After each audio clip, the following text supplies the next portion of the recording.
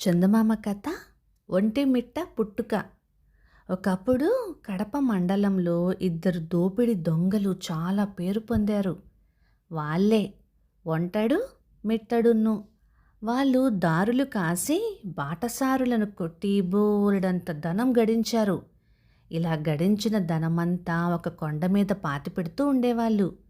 ఆ కొండ మీద ఒకే ఒక బ్రహ్మాండమైన పలక వంటి పెద్ద రాయి ఒకటి ఉండేది. ఒంటడు మిట్టడు అక్కడ ఆ స్థారణ ఏర్పరచుకొని వాళ్ళ సంపాదన అంతా ఆ సమీపంలో దాచిపెడుతూ వచ్చారు.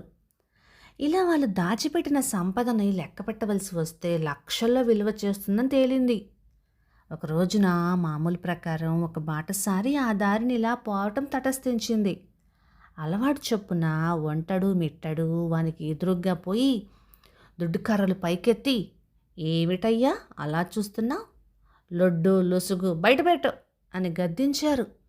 అమాయకపు చూపులతో నిశ్చింతగా నిలబడి ఉన్న బాటసారి చిరునవ్వు నవ్వి ఊరుకున్నాడు. చెక్కు చెదరలేదు. కొంచెం సేపుండి వాళ్ళని ఇలా ప్రశ్నింపనారంభించాడు. అబ్బాయిలు, మీరు కష్టపడి ఈ విధంగా సంపాదించటం నాకు చాలా సంతోషంగా ఉంది. ధనం లేనివాడు ఎందుకు పనికిరాడని మన పెద్దలే చెప్పారు.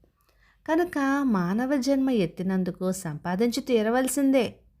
కానీ నాది ఒక్కటే చిన్న సంశయం. ఈ ధనమంతా పట్టుకొని పోయి మీరు ఎవరిని సంతోషపెడుతున్నారో నాకు తెలీదు. దీనినంతటిని పంచుకొని అనుభవించి ఆనందించే ఆ పెద్దలు మీరు చేస్తున్న ఈ పాపం కూడా పంచుకుంటారా?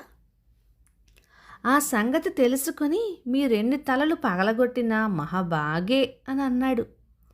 ఒంటడు మెట్టడు ఆలోచనలో పడ్డారు. అప్పుడు ఆ బాటసారి వాల్మీకి మహర్షి జన్మ కథను వాళ్ళకి చెప్పి తత్వం బోధించేసరికి వాళ్ళిద్దరూ చాపకట్టుగా ఆయన పాదాలకు సాష్టాంగపడ్డారు. వాళ్ళకు తెలియకుండానే వాళ్ళ చేతులలోని దుడ్డుకర్రలు జారి కింద పడిపోయినాయి. ఆ బాటసారి వాళ్ళను లేవతీసి ఊరడించాడు. అప్పుడు వాళ్ళు, మహానుభావ, మేము పరమ దుర్మార్గులం.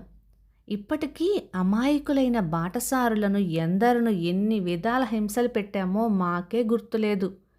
ఎందుకో తెలియకుండానే లక్షల కొద్దీ ఆస్తి సంపాదించాము. అదిగో మహాత్మా, ఆ కొండుందే దాని మీద పలక కింద దాచిపెట్టాం ఆ సొమ్మంతా. నిన్ను మేమేమీ అనలేము.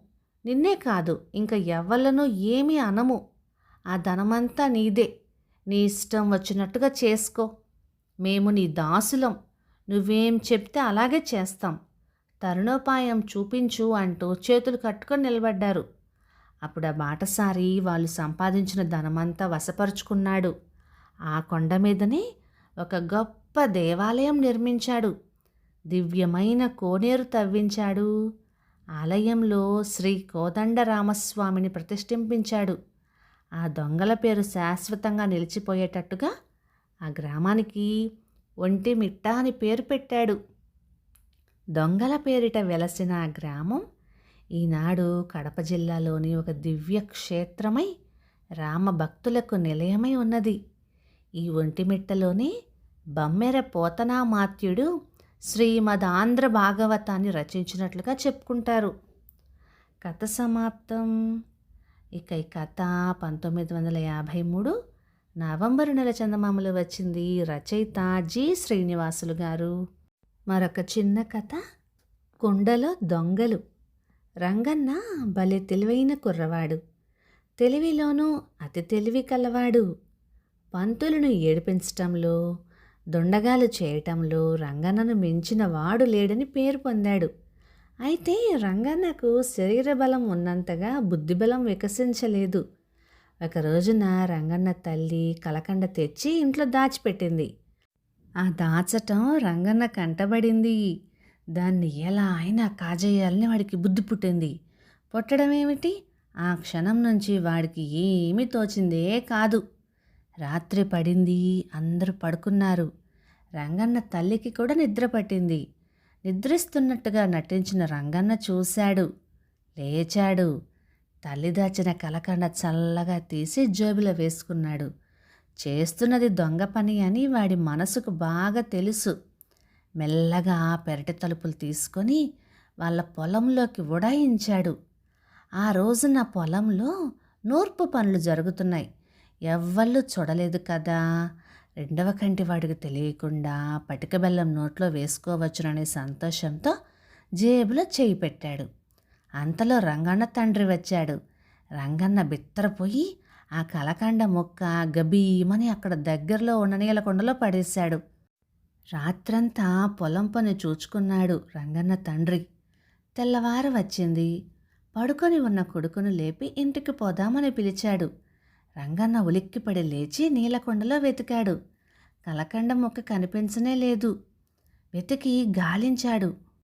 కుండలోకి చూడగా తన వంటివాడే మరి ఒక కుర్రవాడు కనిపించాడు కుండలోపల. తన కలకండ కాజేసింది వాడే అనుకున్నాడు. తండ్రిని పిలిచి జరిగిన సంగతంతా చెప్పి ఏడవనారంభించాడు. ఉండు, వాడి పని చెప్తాను అంటూ తండ్రి రంగన్నను అవతలకి నెట్టి కుండలో దొంగ కుర్రవాడిని పట్టుకోబోయాడు. తీరా చూస్తే దొంగ కుర్రవాడు కనిపించలేదు కానీ ఆ కొండలో సరిగా తన వంటి వాడే పెద్ద దొంగ ఒకడు కనపడ్డాడు. ఊరి దుర్మార్గుడా, ఎవడో కుర్రవాడు తెలియక చేశాడనుకున్నాను. ఇంత పెద్దవాడవు, ఇన్నేళ్ళు నెత్తి మీదకు వచ్చినాయి. నీకేం పుట్టిందిరా దుర్బుద్ధి?